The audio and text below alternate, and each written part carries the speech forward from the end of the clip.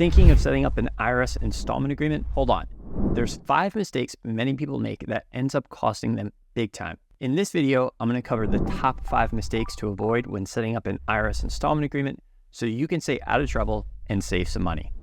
I've helped hundreds of clients negotiate IRS payment plans, and I've seen firsthand what happens when they make these costly errors. Who am I and why should you listen to me? I'm Brad Paladini, a tax attorney with over 12 years of experience helping clients resolve their IRS tax debts. I'm here to make sure you get this right the first time. Mistake number 1, not filing all tax returns first.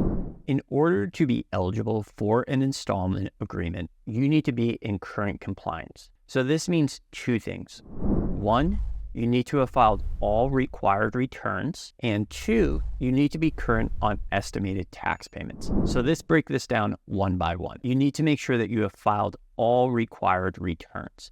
Now, if you're in a situation where you haven't filed for 10, 20, or 30 years, I have another video explaining what to do there, but the long and short of it is you may not have to go back all 30 years, right? There may be a 5 or 6 or 7 year period that you need to file, but not all 30 years. Regardless, if you're missing any of the last, let's say 6 years of returns, the IRS is going to reject your installment agreement. Even if it's a great deal for them, something that they would typically go for, it's just a requirement that all missing returns are filed first. So get your house in order, make sure that the last, 6 years of returns are filed before you request that installment agreement. The second part to current compliance is making sure all estimated tax payments are being made.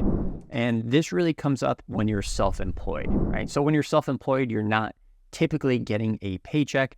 You don't have taxes being withheld each pay period. And so the burden is on you to make sure that you are making these estimated tax payments. So that way, when you go to file your tax return next year, you don't owe anything or owe very little, or maybe even are due a refund. And if you request an installment agreement without making these estimated tax payments, it's most likely going to get denied because the IRS is more than happy to set up an installment agreement for old years. If you owe for the last, let's say 5 years in a row, they will very happily put you on an installment agreement to repay that.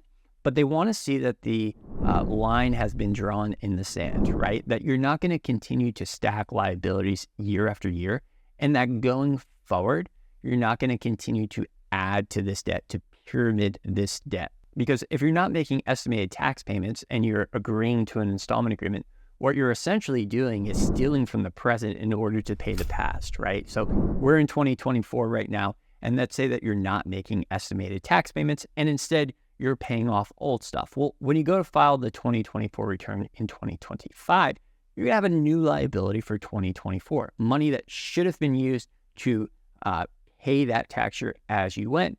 You were instead using to pay the old stuff. And the IRS, again, doesn't really like that.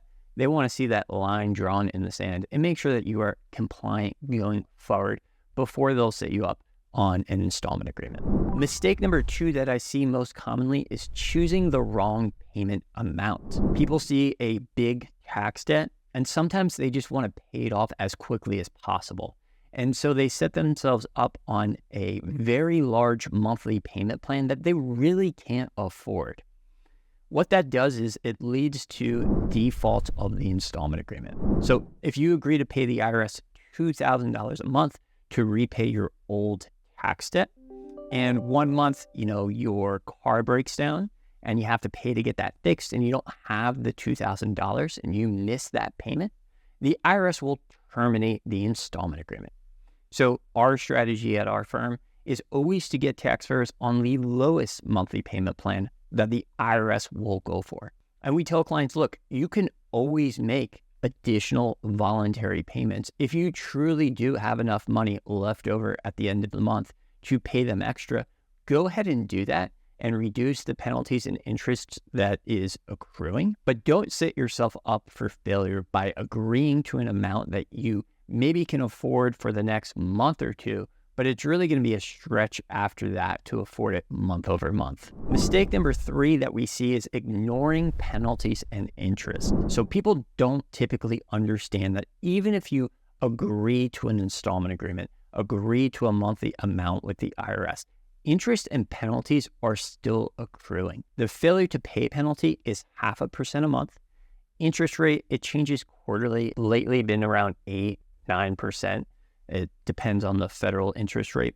But that continues even if you're on an installment agreement. Now, the failure to pay penalty is reduced to 0.25% a month, so you're saving a little bit of money, but it is still being tacked on. In my previous point, I mentioned agreeing to too much per month, right? But you also want to be aware that even if you get on the smallest monthly payment plan that they will allow, depending on what your overall strategy is, that may barely be covering the interest and penalties that are accruing month after month.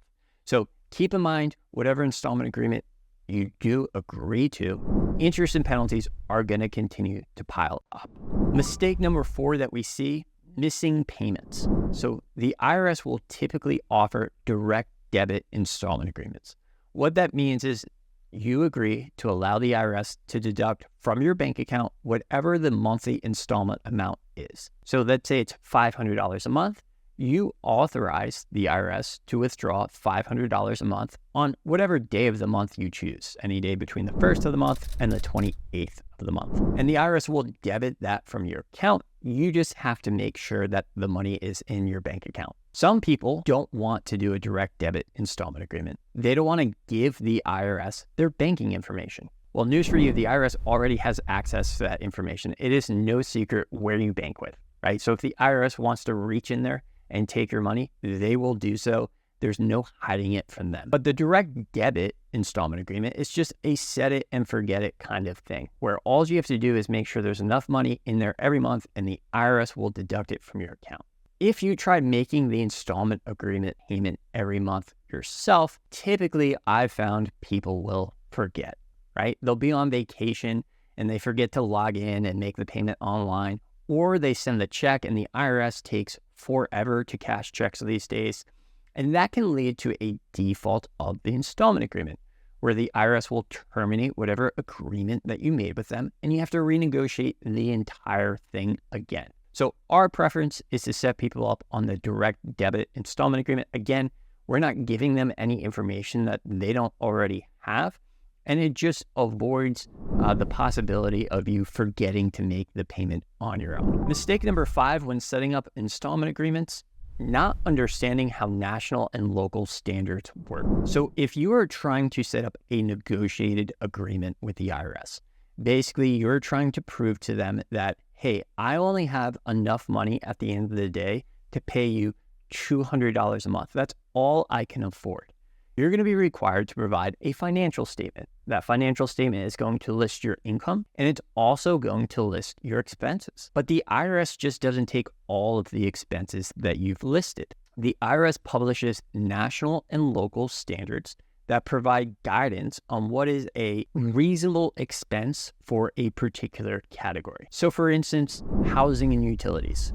The IRS will publish data based on family size and based on what county you live in as to what a reasonable amount per month is to pay for housing and utilities. So for instance, let's say you live in Bergen County, New Jersey. We have an office there.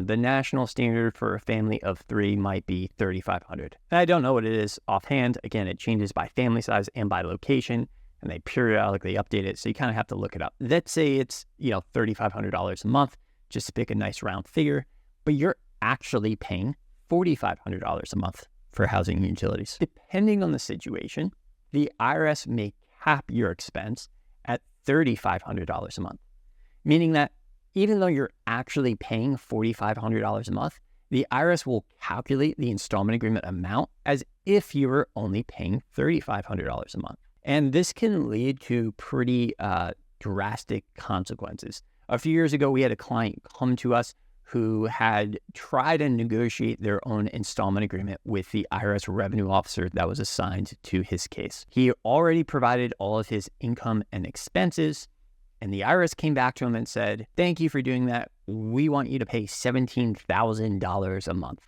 And he came to us and he's like, "Look, I know I make a lot of money, but if I have to pay the IRS $17,000 a month, I'm going to quit my job, I'm going to move to Idaho, and I'm going to work as a bartender, because it's not worth making all this money if I have to pay them pretty much everything I make, and there's very little, if nothing, left over at the end of the day. We were able to renegotiate that installment agreement for him and reduce it down to $5,000 a month, but that was incredibly difficult because he had already provided the financial information. And when he provided the financial information, he did not understand how these national standards work. And you can either use those to your advantage or you can use those to your disadvantage. And if you don't know what you're doing, if you're not really familiar with how the rules work, you can end up on an installment agreement for $17,000 a month that you really can't afford and certainly don't want to pay. If you're finding this information helpful, go ahead and hit that like button. It helps other people find this video and get the help that they need. And if you're looking to set up an installment agreement with the IRS, but want to avoid these 5 costly mistakes, click the link below to book a free consultation with our firm. My team and I will help you guide through it step by step. If you're interested in more IRS tips, check out my next video on why filing all of your old tax returns could be a mistake, packed with actionable advice to help you tackle your next tax challenge.